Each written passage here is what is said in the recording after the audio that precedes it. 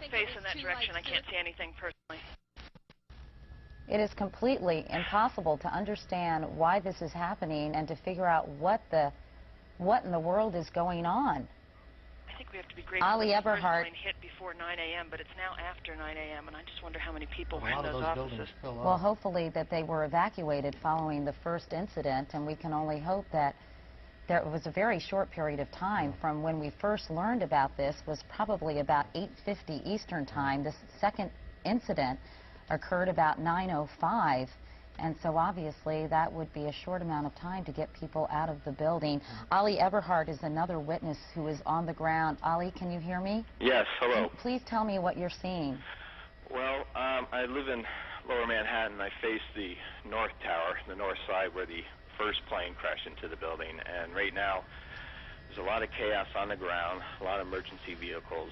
Everyone from the World Financial Center has exited and is walking north up to Battery Park North. There's just mass and mass of people walking north uptown of Manhattan.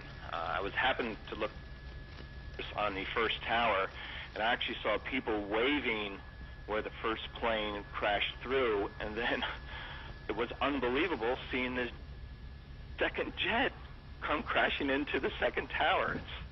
What is going on? And unfortunately, here in New York, many of our stations cannot see this, local stations, because the antennas are on the World Trade Center. They're backup towers on the Empire State Building, but communication, television communication in New York City is probably pretty much knocked off the air. I just want to say something. We're looking at a picture here where it appears, because of the angle, I think, that the towers are leaning, and I don't think that that is actually the case, because after the first impact, it looked as if it was the right-hand tower was leaning, and now somebody is saying, we're getting a witness saying they are leaning actually right now, which will give you an idea of the type of impact we're talking about. And that perhaps they're buckling under the force of the collision or the hole that's resulted from these two planes. We're going to go to George Shea right now, who has also witnessed both or one of these collisions. George, can you hear us? I can hear you. What did you see, George? Yeah, well, I was in a car driving up, just gotten out of the Battery Tunnel, driving north on West Street when an enormous explosion happened. And it was larger than a construction explosion. I looked out the window, and what appeared to be an enormous tire smashed into the ground, and I believe it hit the car to the right of me. And it was just so scary, and there was also a ton of debris fall.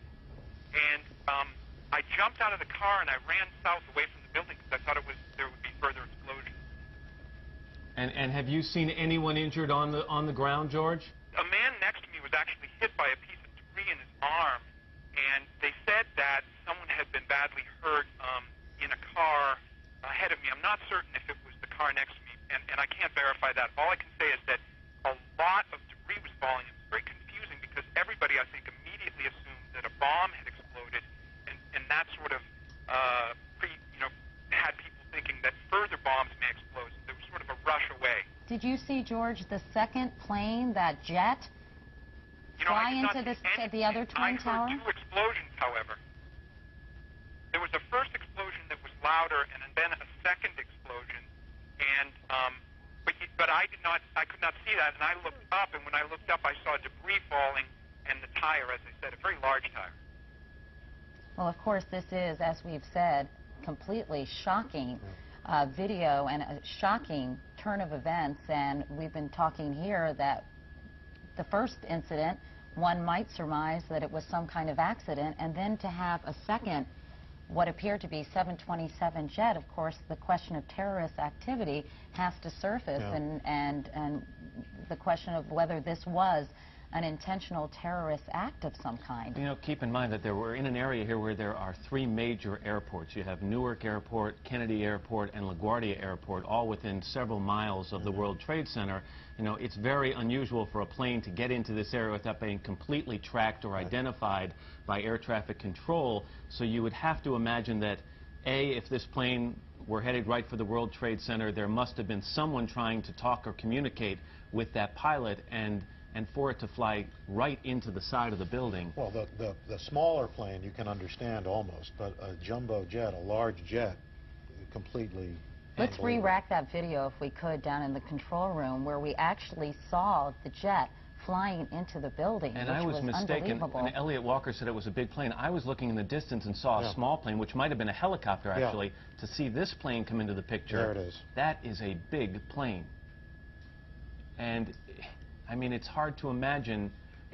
It's a 737, we're now being told, and flying directly into the midsection of the, what would be the eastern tower of the World Trade Center. I'm wondering if Jennifer Oberstein is still on the phone. Do we still have Jennifer on the phone? She's actually not on the phone because she was near a police officer. At least we could have perhaps gotten more information from that officer. Needless to say, it's pandemonium, I am sure, down there, and we gathered that from even the eyewitnesses with whom we spoke, and how terrifying this was for them to see. And you can only imagine, as you get closer to the Twin Towers, a New York landmark, what the scene must be like there. You know, you talked about the buildings looking like they're buckled. They're designed to have a 2-degree sway in either direction because of the height of the building and to be able to deal with wind and stress, but something like that is more than it's probably designed for. We want to go now out to Jane Daranowski, who I understand is a television producer here in New York. Jane, can you hear me? Yes, I can hear you. I'm down here near the World Trade Center. I was walking down 6th Avenue this morning at 8:42 a.m. A group of us saw a plane veer through the buildings. Then we saw a huge cloud of smoke, and then fire came out of one of the towers. Here, it's near the upper floor, as you can probably see with your chopper shots. And then about 10 minutes ago, a second explosion in the second tower. Lower down, that was not affected by the plane, so I'm not quite sure what happened there. But right now there's a huge gaping hole in one of the towers, and the other building is on fire. The scene down here